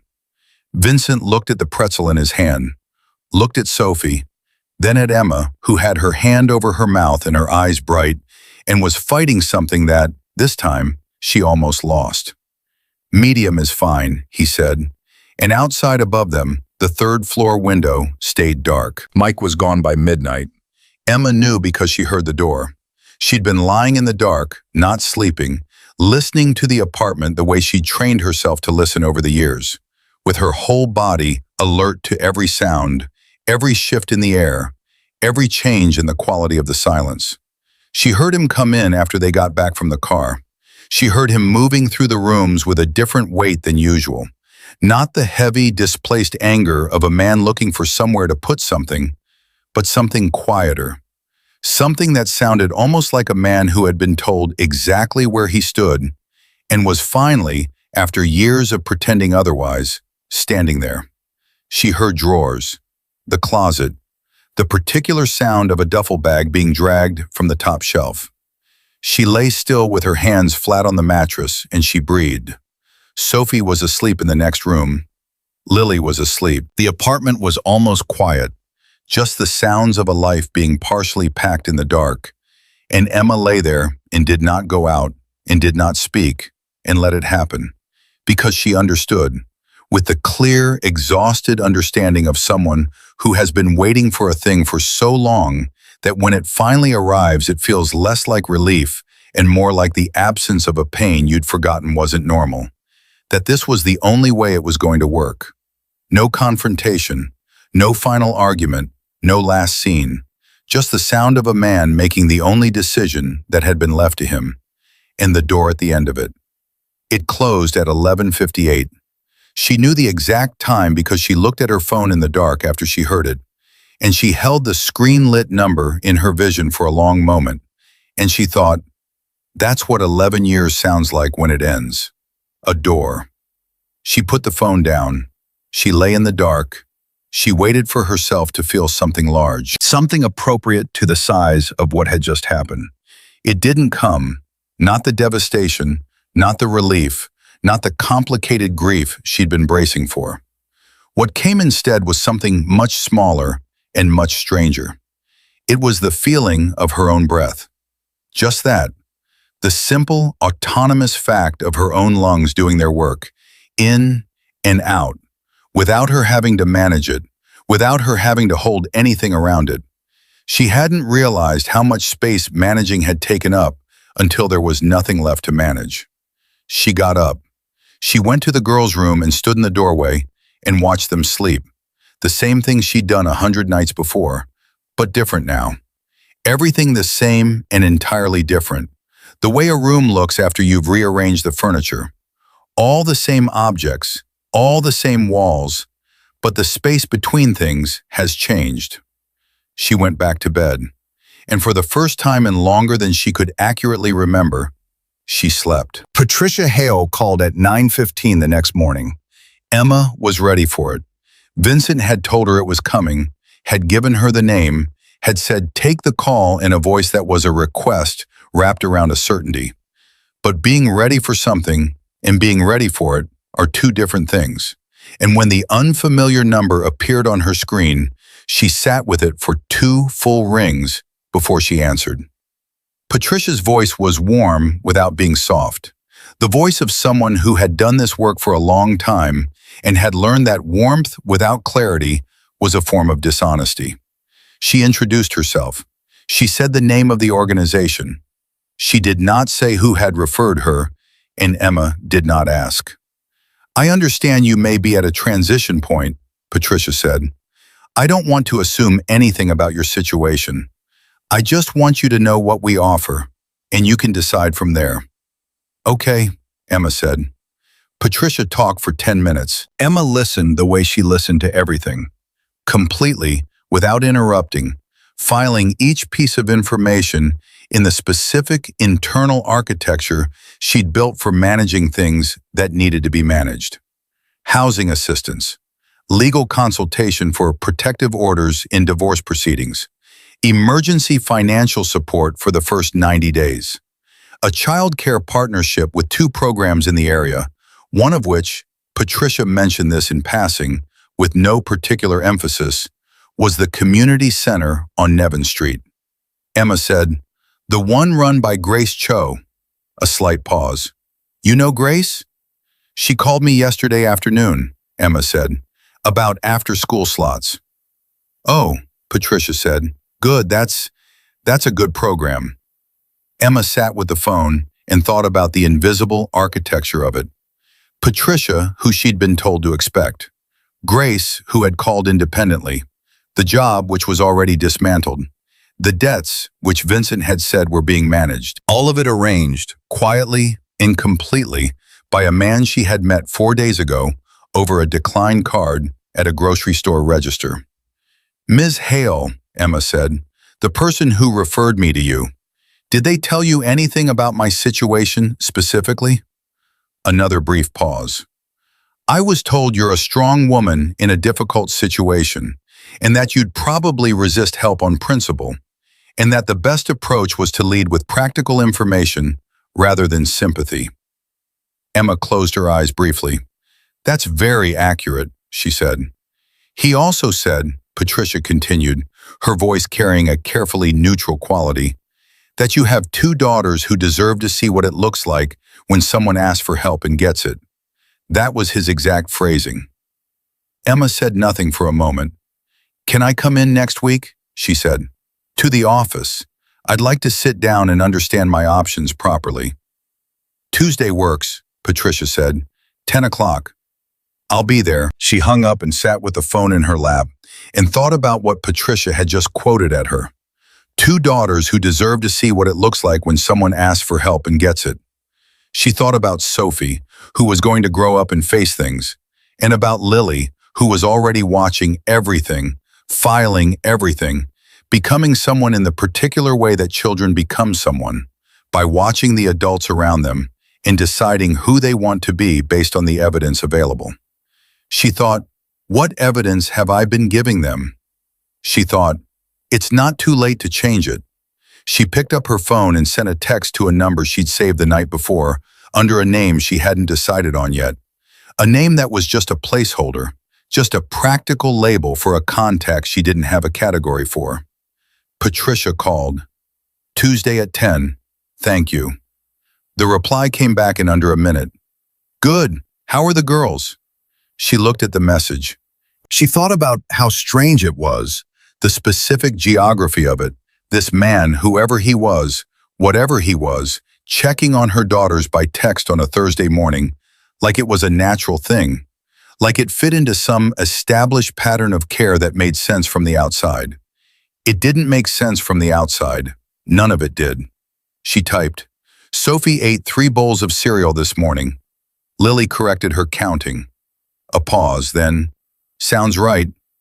She put the phone down, and for the second time in 2 days, she made a sound that was not quite a laugh, but was moving steadily in that direction. The coffee shop on DeKalb had a green awning and 6 tables and a chalkboard menu that changed daily, and a particular kind of warmth that came from an espresso machine that had been running continuously for 15 years and had the smell of a place that has been loved by a neighborhood. Emma arrived at 9 exactly. Vincent was already there.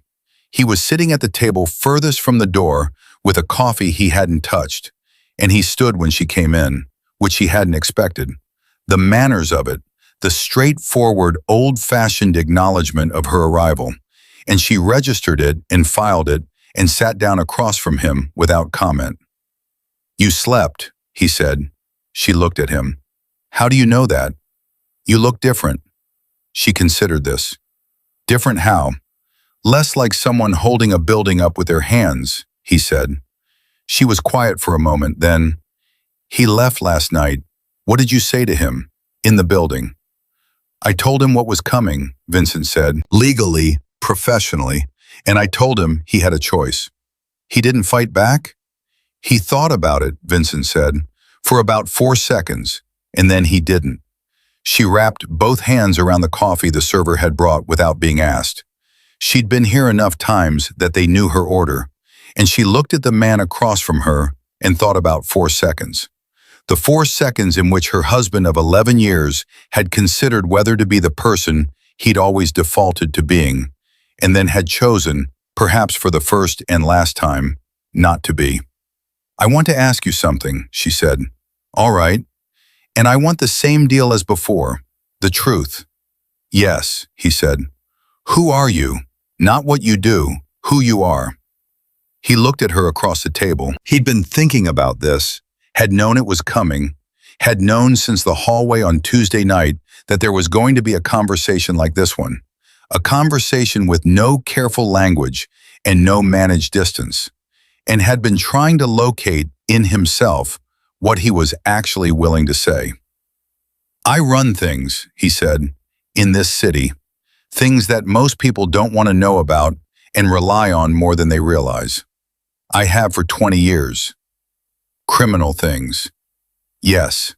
She absorbed this. Her hands stayed still on the coffee cup. "Have you hurt people?" The question sat between them, clear and honest, with nowhere to go but straight. "Yes," he said. "People who deserved it?" "In my judgment at the time," he paused, "I'm aware that my judgment is not a neutral instrument." She looked at him for a long time after that. He let her look. He didn't offer anything else, didn't contextualize, didn't reach for the version of himself that was easier to give someone. "Why did you help us?" she said. "The real reason, not the one about your mother. I believe that's true, but I don't think it's the whole thing." He was quiet for a moment. The espresso machine ran. Someone at another table laughed at something. The city moved around them in the ordinary, indifferent way it always did. "I've spent 20 years being very good at things that don't make the world better," he said finally. "And I saw you in that store and I thought, this is something I could actually fix. Something small and real and fixable. And I have every resource required, and there is no legitimate reason not to." He paused. "That sounds simpler than it felt." "It doesn't sound simple at all," she said. He looked at his coffee. "I also couldn't stop thinking about your daughter's question." Emma felt the familiar tightening in her chest that Sophie's question always produced. Not shame this time, but something adjacent to it. Something that was becoming, slowly, something else. "She asked me last night," Emma said, "if the man with the careful eyes was going to be around." Vincent looked up. "What did you tell her?" "I told her I didn't know." She held his gaze. "I don't know." He was quiet. The question underneath what she'd said was plain enough. Not romantic, not demanding, just honest. An honest question about what this was and whether it was something or nothing. Whether the last 4 days were a chapter or a sentence. "I don't know either," he said. "I'm not going to tell you I'm something I'm not." "I'm not asking you to be," she said. "I'm asking what you actually want." That was the question. The one that required something from him that most of his conversations never required. The actual answer, without the professional buffer, without the careful language. "I want to know you're okay," he said. "I want to know the girls are okay. After that," he stopped. "After that, I'm working with information I don't have yet." She nodded slowly. "That's honest." "I said it would be." She drank her coffee. He drank his. The morning moved around them. "Sophie told me this morning," Emma said, "that she wants to take the after-school program at the community center. She said she heard me on the phone and she wants to go." Emma shook her head slightly. "She's 5. She heard one side of a phone call." "Smart kid," Vincent said. "Terrifying kid," Emma corrected. "Both of them are terrifying. Lily woke up this morning and told me, before I told her anything, before I said a word, she said, 'It's quieter, Mommy.' That's all. Just that." Vincent said nothing for a moment. Then, "Is she right?" Emma looked at him. She thought about last night, the door at 11:58, the sleep that came after. The breath she'd noticed, just breath, just her own body doing its ordinary work in an ordinary room that had been made somehow, incrementally, in the space of 4 days, into something that felt like it might be able to become safe. "Yes," she said, "she's right." 3 weeks later, Mike Kowalski was formally terminated by the logistics company in Red Hook. The following day, a preliminary investigation was opened by the district attorney's office into the falsified expense reports. He'd hired a lawyer. The lawyer had told him the exposure was significant and the documentation was comprehensive, and the best outcome available was a plea arrangement. Mike had not called Emma. He had not contacted the girls. He was, for the first time in 11 years, someone who was exclusively someone else's problem. Emma received the paperwork from her attorney. Patricia Hale's organization had connected her with someone who charged on a sliding scale and was thorough and unsentimental in the way good divorce lawyers need to be on a Friday afternoon. She sat at the kitchen table and read through it while Sophie did homework at the other end of the table, and Lily drew something careful and precise in a notebook she'd gotten from the community center program. The paperwork was straightforward. The marriage had been straightforward in its failure, in the end. Everything that had felt enormous and impossible about it had turned out, once the mechanisms were in motion, to be simply a legal process, a set of documents, a series of signatures that moved things from one column to another. She signed where indicated. She put the pen down. She looked at her daughters. "What are you drawing?" she asked Lily. Lily held up the notebook. It was a house, small, careful, with a door and windows and something in the yard that was either a tree or a person. It was hard to say with Lily's architectural style. "Who lives there?" Sophie asked, leaning over to look. "Us," Lily said. "Is that a tree or a person?" Sophie pointed at the figure in the yard. Lily looked at it. "Both," she said, with great certainty, and went back to drawing. Emma's phone buzzed. She looked at the screen. The name she'd finally settled on for the contact, after 3 weeks of placeholders, after 3 weeks of figuring out what to call someone who was a category unto himself. Vincent. "Patricia's office said you came in Tuesday." "Good," she typed back. "You checked up on me." "I check on things I care about." She looked at the message for a moment, then, "The paperwork came today, divorce papers." A longer pause this time, then, "How do you feel?" She thought about it. She looked at Lily's drawing, at the house with its careful windows, at the figure in the yard that was both a tree and a person, according to the artist. She looked at Sophie, who had gone back to her homework and was now arguing under her breath with a math problem that had apparently offended her personally. She looked at the kitchen, which was quiet, which was hers, which had food in it, an ordinary miracle, unremarkable to most people, enormous to her.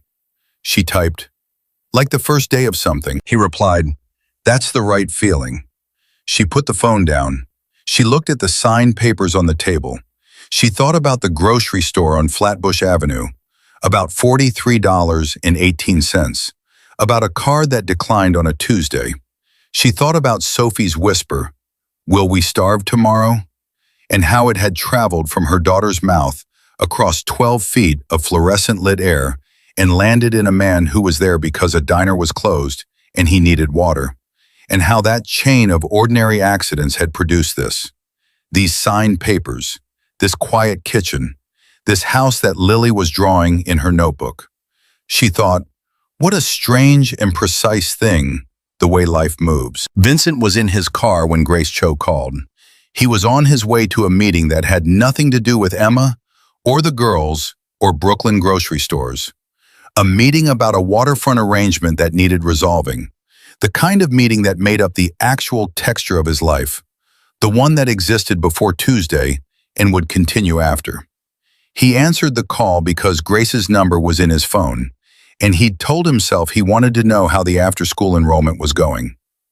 "I wanted you to know," Grace said without preamble, "that Sophie and Lily started Monday, and I wanted you to know that Sophie corrected one of my staff members on the proper way to sort crayons by color family." Vincent was quiet for a second. "What did your staff member say?"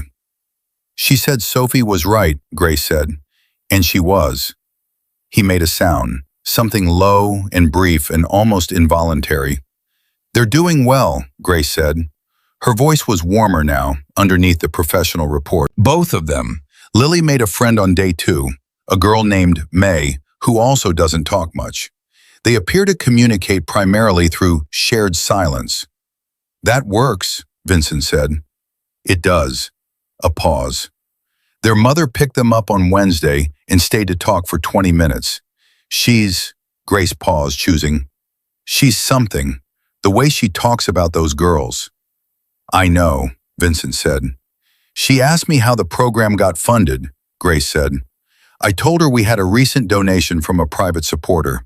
She asked if the supporter had dark eyes." Vincent said nothing.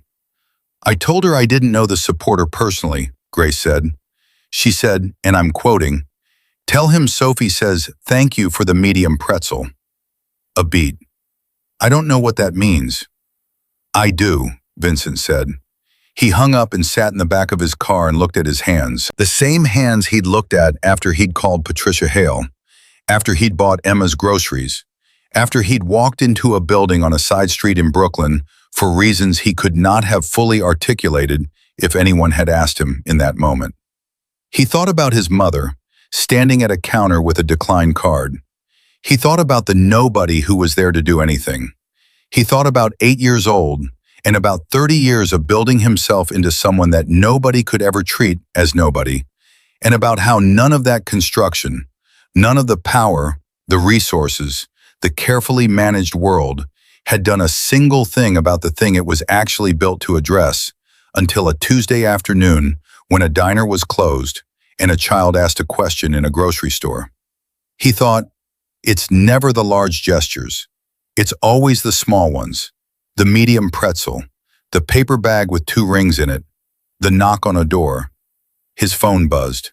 "Emma, Sophie wants to know if you're coming to the community center showcase next Friday. She has a speaking part." He stared at the message. He thought about what it meant, not the logistics of it, but the weight of it, the specific gravity of being asked, of being included in something by a woman who had accepted nothing from anyone without understanding exactly what the acceptance cost and choosing to pay it anyway. He typed, "What time?" 6 o'clock. She's been practicing her lines on Lily for 4 days. Lily has memorized them and refuses to perform them. He smiled. Not the controlled, professional, near smile. The actual thing, unmanaged, arriving without permission. "I'll be there at 6, he typed. He put the phone in his pocket. He looked out the window at the city. He thought about Emma, who had stood at a register on Flatbush Avenue with $43.18 and a card that declined, and a daughter who asked if they were going to starve, and who had, in the week since, signed papers, attended appointments, enrolled her daughters in a program, started the process of rebuilding a life from the specific rubble of a life that had been failing her for years, and who had done all of it with her hands steady and her spine straight, and without once pretending it was anything other than exactly as hard as it was. He thought about the kind of strength that doesn't announce itself, that doesn't ask for recognition or make speeches about what it's costing, that simply continues, in the kitchen in the morning, at the counter in the grocery store, in the apartment at midnight when a door closes and a woman lies in the dark and lets herself breathe.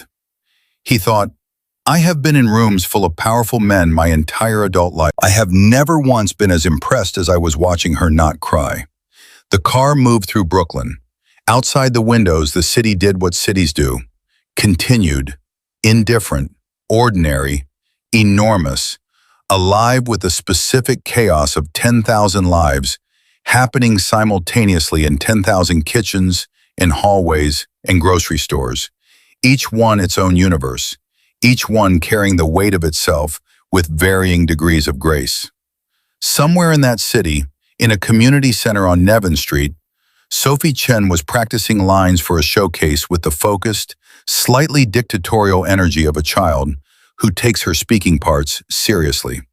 Somewhere, Lily Chen was sitting next to a girl named May, who also didn't talk much, the two of them communicating in shared silence in the particular way of people who understand that language is often the least precise tool available. Somewhere, Emma Chen was in a kitchen that was hers, in an apartment that was quiet, rebuilding something that had been damaged for so long she'd forgotten what the undamaged version felt like, and discovering, with the particular surprise of someone finding a thing they'd stopped looking for, that she still knew how. And Vincent Russo, sitting in the back of a car on his way to a meeting about a waterfront arrangement, was thinking about a Friday at 6 o'clock, about a child with a speaking part, about a medium pretzel offered without conditions, about the precise and unlikely chain of events that had brought him to the specific geography of a life that had nothing to do with his and everything to do with the person he was still deciding, slowly and without rushing, whether he was capable of being. The car stopped at a light. Aaron looked at him in the rearview mirror. "You're smiling," Aaron said. "Am I?" Vincent said. It wasn't a question. Aaron faced forward again. "Whatever it is," he said, "it's a good look." The light changed. The car moved. The city continued.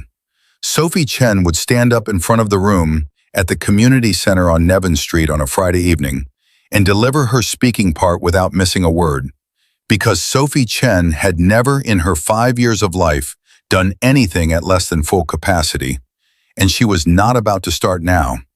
She would find in the second row a man with dark, careful eyes who was not her father and was not nothing, and she would point at him in the middle of her speech, the way 5-year-olds point at people they have decided belong in the moment, without apology, without self-consciousness, with the absolute, uncomplicated certainty of a child who knows what she knows. And Vincent Russo, who had not belonged to anyone in a very long time, would not look away.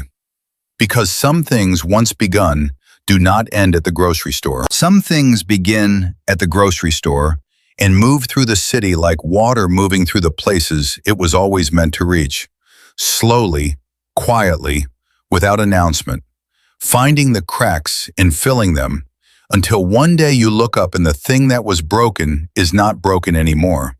And you cannot say exactly when it changed, only that it did, and that it was worth every single piece of it.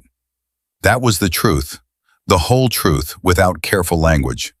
And Vincent Russo, for the first time in 20 years, had nothing left to manage. He was just a man in a car on his way somewhere that mattered.